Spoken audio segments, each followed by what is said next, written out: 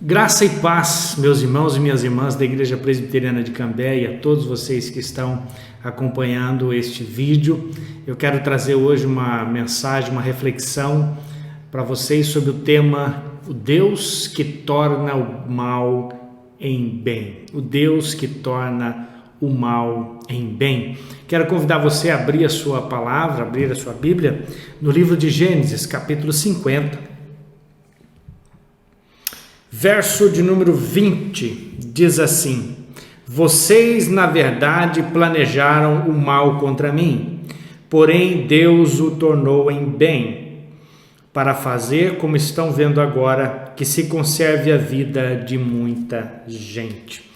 Pai querido, fala ao nosso coração através dessa meditação, dessa transmissão, em nome de Jesus. Que muitos possam ser tocados poderosamente pelo Teu poder, pela graça e misericórdia do Senhor. Amém e amém. Nós acabamos de ler um dos versos chave de um dos relatos mais bonitos e convincentes de toda a Escritura. É a vida de José. A vida de José é uma história de traição, de sofrimento, de graça, de salvação, através da provisão incomparável do Deus Todo-Poderoso. A história de José começa no capítulo 37 de Gênesis e continua através do resto de Gênesis. E uma razão pela qual muitos amam o relato da vida de José é devido ao fato de que ele é, de certa forma, um tipo de Cristo. Ou seja, podemos traçar vários paralelos entre a vida de José e a obra do Senhor Jesus Cristo. Ele veio para prover expiação ou para prover salvação para a sua família. Cristo também veio para que nós pudéssemos ter salvação, pudéssemos ser libertos do poder do pecado e se reconciliar com Deus. Outra razão pela qual o relato, a vida de José, ressoa para tantos como um paralelo entre a vida de Jesus, a obra de Jesus e suas vidas, é porque a maioria das pessoas também podem associar, podem relacionar suas lutas, suas dificuldades com a história de José. Embora nossas vidas não possam enfrentar ou não tenham enfrentado os extremos que José enfrentou, todos nós encontramos conforto na fidelidade de Deus através da sua provisão.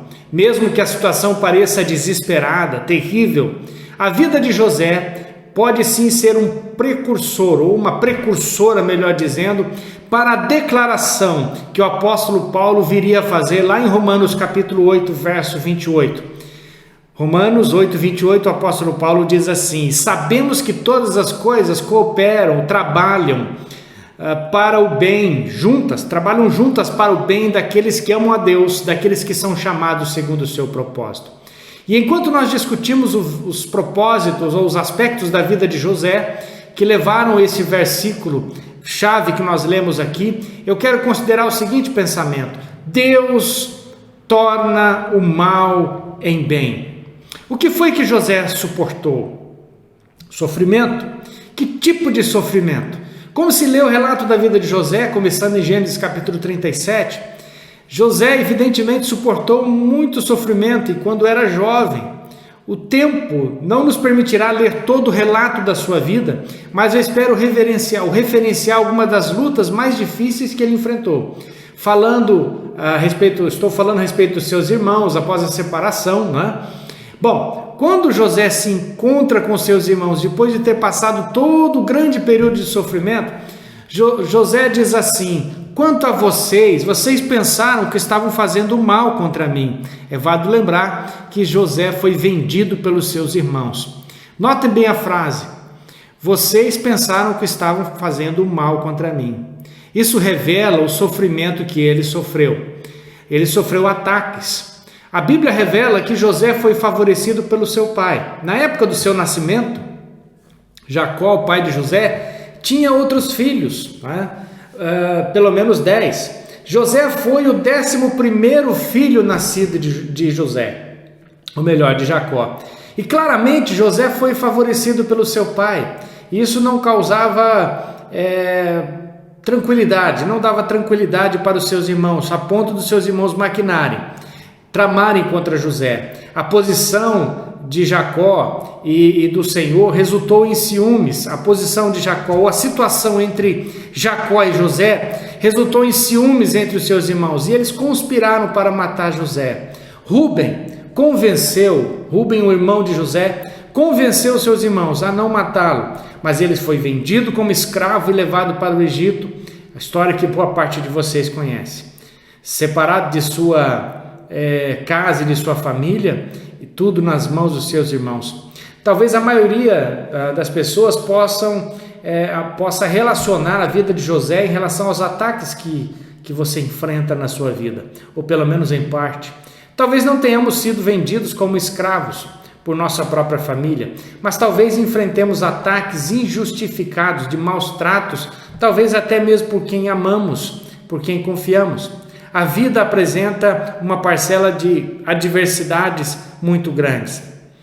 José também enfrentou acusações. Uma vez no Egito, José foi comprado por Potifar, capitão da guarda do exército do faraó, o chefe do faraó.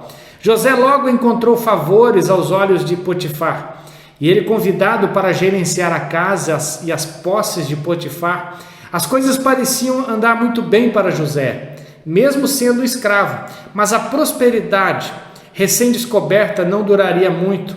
A esposa do Potifar desejava José, e quando ele se recusou aos avanços, às investidas da esposa de Potifar, ela falsamente acusou José e ele foi preso. Certamente, podemos traçar alguns paralelos quando sofremos acusações feitas contra nós e são injustas, coisas que nós não fizemos, pessoas que talvez coloquem palavras na nossa boca que nós não dissemos. Talvez muitas pessoas tenham até sido processadas, presas por aquilo que não disseram. Ou talvez pessoas atacam o nosso caráter de forma injusta. Ou talvez as pessoas nos coloquem em pacotes maiores sem considerar que existem as exceções. É como se disséssemos para uma determinada classe de trabalhadores ou de profissionais que todos eles não prestam. Mas com certeza a maioria é fiel, é honesta e faz o que é bom. Às vezes nós enfrentamos situações difíceis, especialmente quando não sabemos a razão delas. José enfrentou acusações, José enfrentou ataques e José enfrentou também abandono. Milagrosamente, José novamente encontra favores na prisão com o guardião da prisão. E embora ele esteja preso por um crime que não havia cometido, Deus continua a mostrar favorecimento a José, abençoando José, elevando-o entre os seus pares.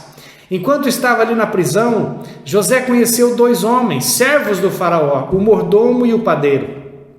Esses 2 homens tinham experimentado sonhos preocupantes e José interpretou seus sonhos. O mordomo seria restaurado para a sua posição dentro da casa do faraó, mas o padeiro seria executado pelos seus crimes. Ao saber da sua boa sorte, o mordomo prometeu lembrar-se de José quando ele fosse restaurado.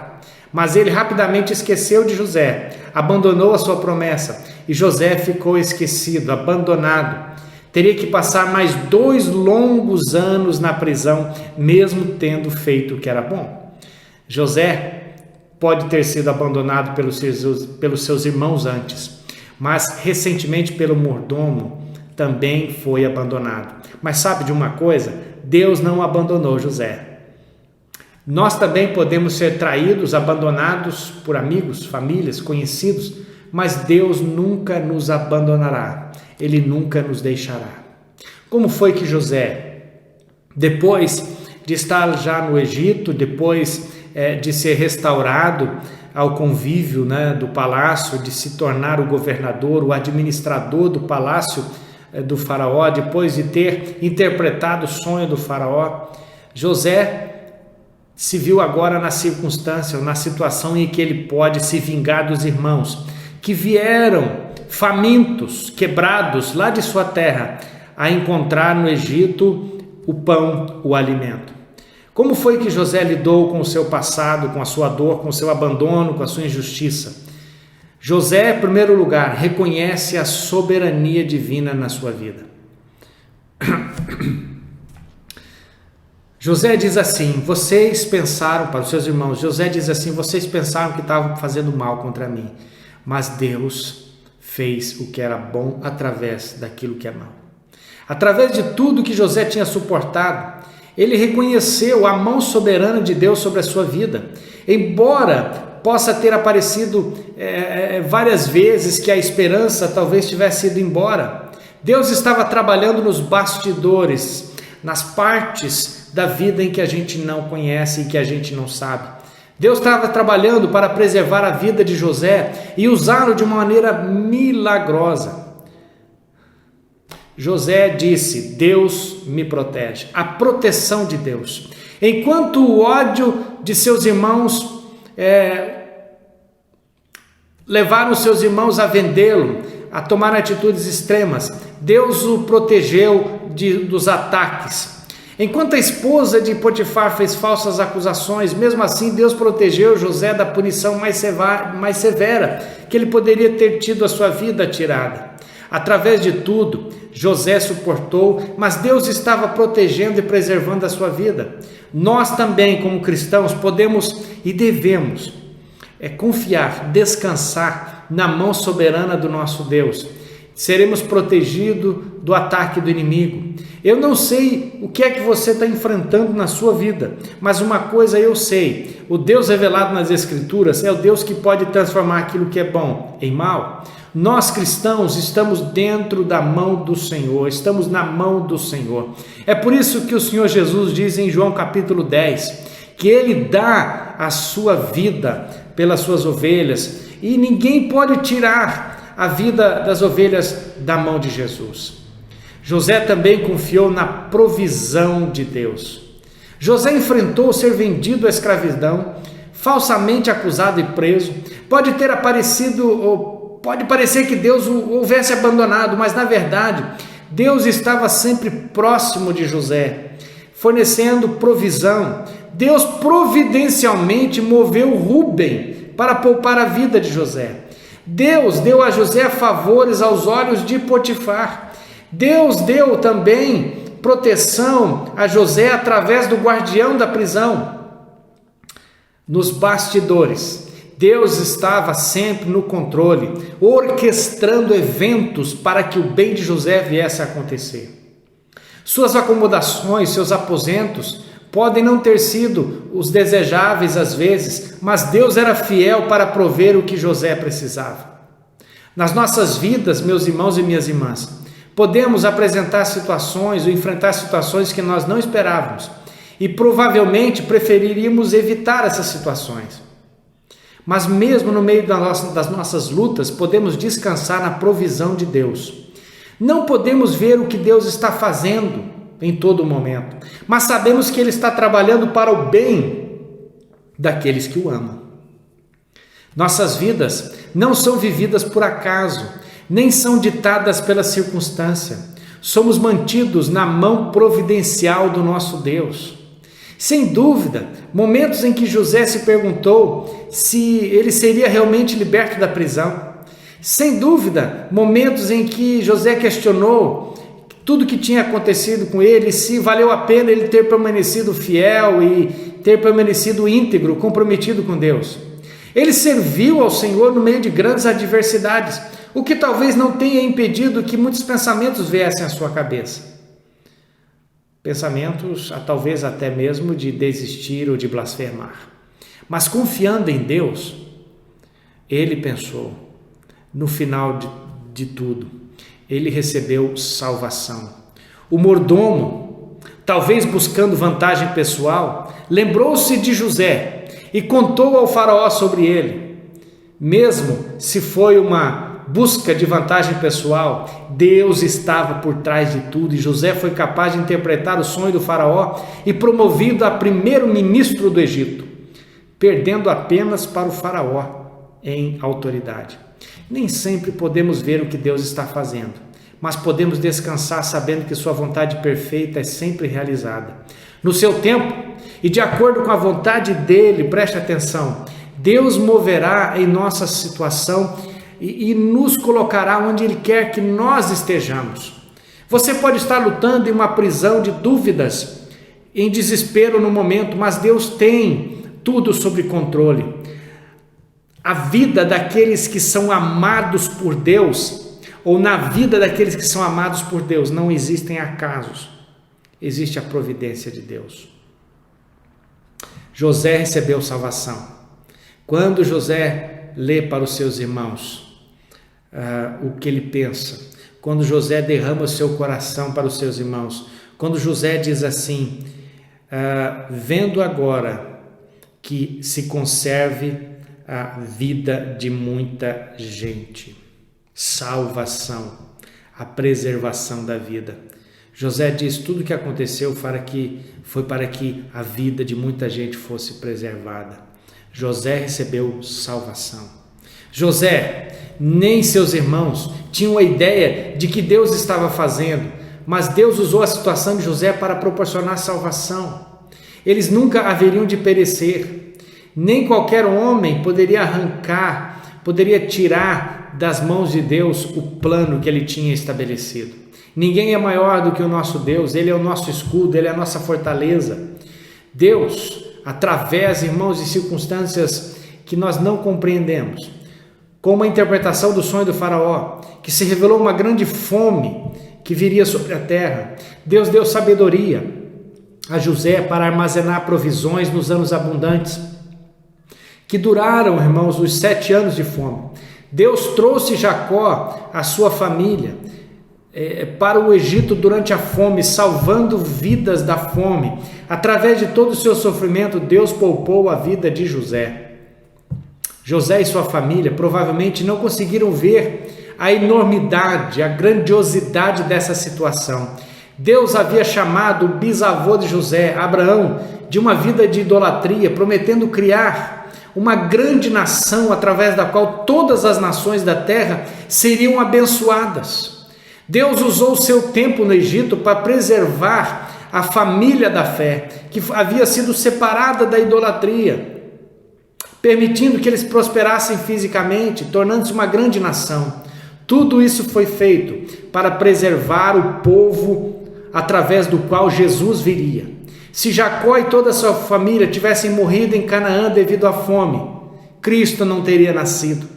Deus enviou José para o Egito não por acidente, mas através de seu plano providencial para proteger o povo através do qual Cristo viria, para fornecer salvação para todos aqueles que viriam a crer.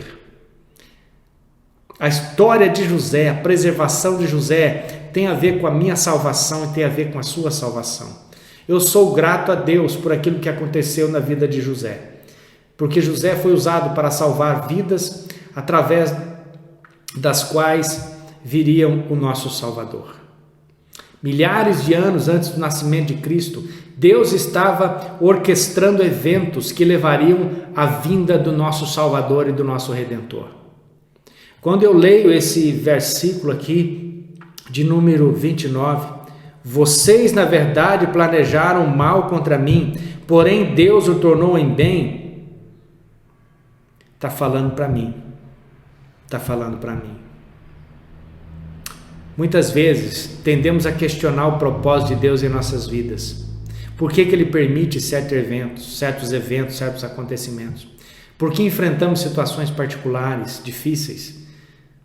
Eu prefiro descansar na providência de Deus, sabendo que estamos seguros dentro de sua mão e que Ele está dirigindo minha vida, a tua vida, de acordo com o seu propósito. Deus usará as nossas lutas para fortalecer nossa fé e realizar o seu desejo, o seu propósito na minha vida, na sua vida. Talvez, como José, você esteja enfrentando uma situação difícil na vida. Você pode perguntar, por que isso veio sobre você? Se assim for, não se culpe.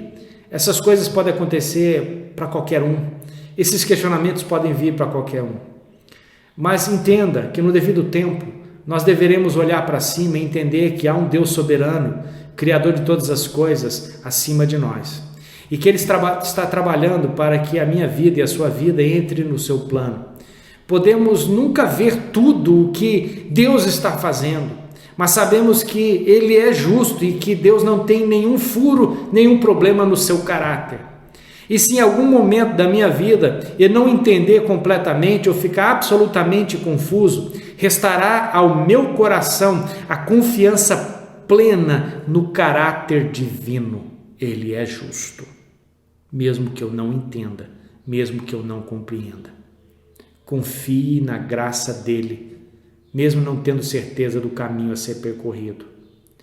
E se você ainda não se rendeu a Jesus Cristo, faça isso agora, nesse momento, porque Deus foi capaz de mover a história, homens e mulheres, para que Jesus Cristo viesse, para que você pudesse hoje ouvir essa mensagem preservada do Evangelho do Senhor Jesus Cristo e você pudesse se render a Ele. Deus abençoe seu coração. Vamos orar.